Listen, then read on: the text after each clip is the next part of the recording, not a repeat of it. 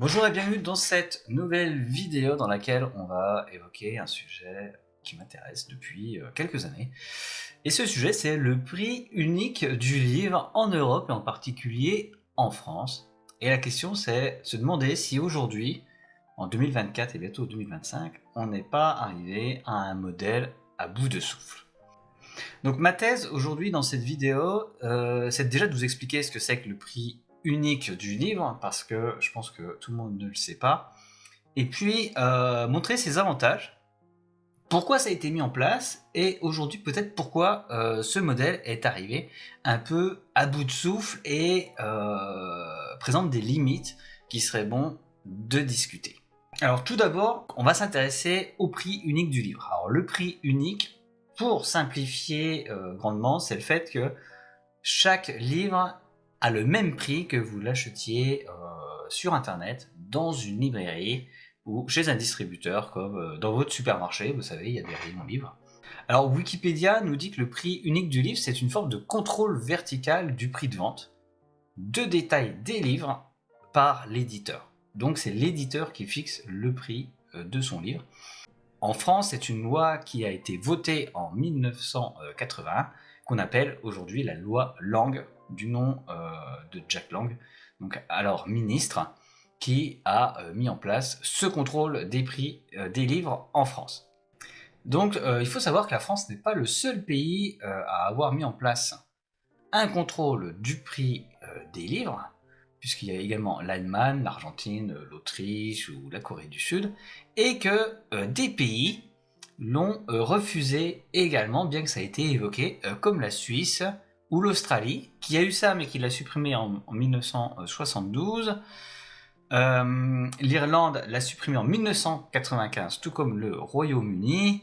La Finlande et la Suède l'ont supprimé également dans les années 70. Et donc on peut se demander pourquoi on a mis en place ce système de prix unique du livre en France. Et l'objectif clairement affiché aujourd'hui, c'est de préserver les petites librairies dont l'activité est essentiellement ou exclusivement la vente de livres. Et donc d'après les professionnels du secteur, les libraires aujourd'hui, ça permet effectivement de les faire vivre. Et ça, d'ailleurs, le ministère de la Culture ne s'en cache pas, puisque dans un article publié sur le site en 2021, on nous annonce clairement, on nous présente même un témoignage d'un libraire qui dit que le prix unique du livre a fait revenir la clientèle dans la librairie. Donc pour le ministère de la Culture qui communique là-dessus, c'est plutôt un grand succès.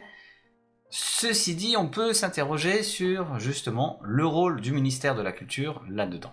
Voilà, maintenant que j'ai fait un historique, on va voir un peu les avantages du prix unique du livre. Donc déjà, le prix est identique partout, ça permet aux petits libraires de vendre au même prix que leurs voisins supermarchés ou les sites internet. Le consommateur, la personne qui va aller acheter un livre, ne choisit pas l'enseigne en fonction du prix le moins cher. Et donc ça permet également un accès égal à la culture sur tous les territoires, donc un prix unique, donc c'est un soutien à la librairie indépendante, mais aussi un accès égal à la culture pour tous sur tout le territoire. Par contre, il y a quelques limites, puisque si on inverse les choses, ça veut dire que le prix étant fixé, il peut être fixé artificiellement haut. Donc ça a un impact également sur la personne qui veut lire, parce qu'elle est obligée d'acheter ses livres chers, peut-être, ou en tout cas au même prix partout. Et dans le cas où cette personne veut continuer à avoir un accès à la culture, mais n'a pas forcément les moyens de le faire, elle doit se tourner vers les livres d'occasion, puisqu'elle ne peut pas jouer sur les différences de prix, aller peut-être un peu plus loin et payer son livre moins cher. Et donc au niveau des inconvénients, enfin vous l'avez constaté, vous êtes sur une chaîne consacrée à la lecture numérique. D'ailleurs, n'hésitez pas à aller voir les réductions sur les liseuses dans la description de cette vidéo et vous abonner si mes contenus vous intéressent. Vous avez plein de tests de liseuses si vous me découvrez. Et donc, dans le cadre de la lecture numérique, ça veut dire que le livre numérique, également, qui je le rappelle n'a pas de coût de fabrication, a un prix unique partout, quel que soit le libraire. Et donc, une librairie numérique indépendante des grands groupes comme Viblio ne peut pas jouer sur les prix, par exemple, pour convaincre les gens d'acheter leur liseuse ou d'utiliser leur librairie numérique. Mais c'est également le cas pour Amazon, qui pourrait faire du dumping sur les prix, c'est-à-dire les baisser, pour que tout le monde aille acheter des Kindle. Mais quoi qu'il en soit, en tout cas, aujourd'hui, je pense qu'il y a débat sur le prix du livre, et en particulier en ce qui concerne le livre numérique. Alors, pourquoi il y a débat aujourd'hui? C'est que, tout simplement, aujourd'hui, on a créé un système de prix unique du livre pour défendre des libraires qui, je vous le rappelle, dans ma vidéo, j'en ai parlé sur les librairies, ça représente environ 30 000 emplois. Et donc, le prix unique va préserver ces emplois et les libraires. Par contre, ce qu'on sait aussi, d'un autre côté, c'est que le prix du livre a tendance à augmenter. Et comme il est fixé par les éditeurs, on ne peut pas jouer sur les prix pour acheter des livres moins chers.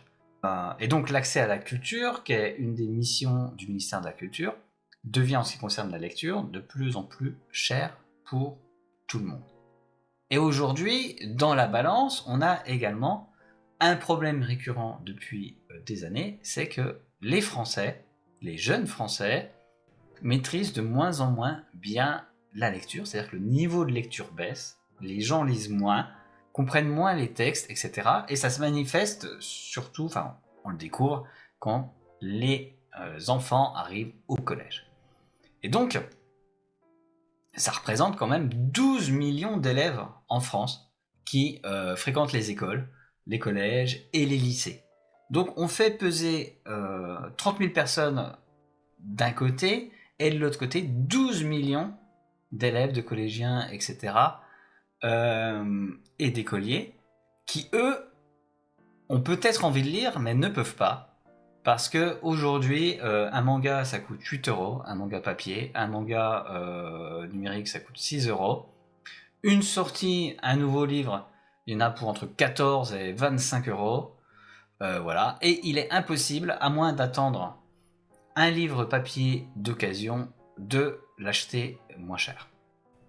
Et donc, je pense qu'il y a débat aujourd'hui pour savoir si le livre numérique a toujours un intérêt et si sa mission n'est pas obsolète. Mais ça, je vous laisse mettre un commentaire dans la description pour me dire ce que vous en pensez, parce que c'est pas un sujet que je vois beaucoup évoqué sur YouTube en particulier. Et donc, on peut se dire, dans les autres pays, comment ils font. Alors, on va prendre le cas des États-Unis, parce qu'il y a un site que j'apprécie particulièrement, qui s'appelle Humble Bundle, qui est un site américain.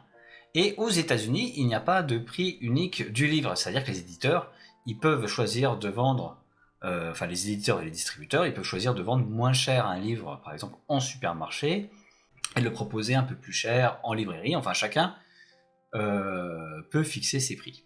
Et en ce qui concerne la lecture numérique, ce site propose des packs de livres qui sont disponibles, souvent pas très chers.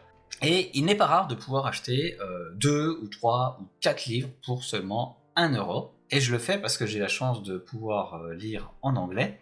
Et donc ça me permet de me procurer énormément de livres pas chers, en particulier des bandes dessinées. Bandes dessinées que j'utilise d'ailleurs dans mes tests de liseuse. Voilà, si vous voyez des bandes dessinées, ça vient à 99% de ce site et des packs que j'achète. Et donc, aujourd'hui, ce type de service permet aux gens qui ont envie de lire d'acheter parfois jusqu'à 20 livres pour 20 € ou 30 €. Ce sont des livres numériques, bien sûr, mais c'est un service qui fournit un accès à la culture et à la lecture d'une manière qu'on ne peut pas concurrencer, nous, en France, en raison de la loi sur le prix unique. Et donc, moi, je me procure beaucoup de livres sur ce service. Et si vous en connaissez d'autres, n'hésitez pas à mettre un commentaire aussi, ça m'intéresse, parce que j'achète pratiquement tout ce qui passe et ce qui m'intéresse sur ce site, ce qui m'a permis de constituer une bibliothèque de plusieurs milliers de livres en quelques années, pour vraiment pas très cher, puisque pour 50 € j'ai presque 100 livres. Et donc on a ce moyen de distribution très rapide des livres numériques qui permettrait, à mon sens, à un plus grand nombre d'avoir accès à la culture, d'avoir accès à la littérature, d'avoir accès à la lecture pour moins cher. Mais en France, c'est tout simplement impossible en raison de cette loi. J'ai bon espoir qu'il y ait d'autres personnes qui s'intéressent à ce sujet, des personnes plus intelligentes que moi, et qui mettront plus d'arguments sur la table pour voir comment on peut peut-être adapter ça, tout en continuant de protéger les libraires et en autorisant un meilleur accès à la culture et à la littérature pour que les gens lisent plus. Et j'attends vos commentaires avec impatience pour me dire ce que vous en pensez. Au revoir, à bientôt.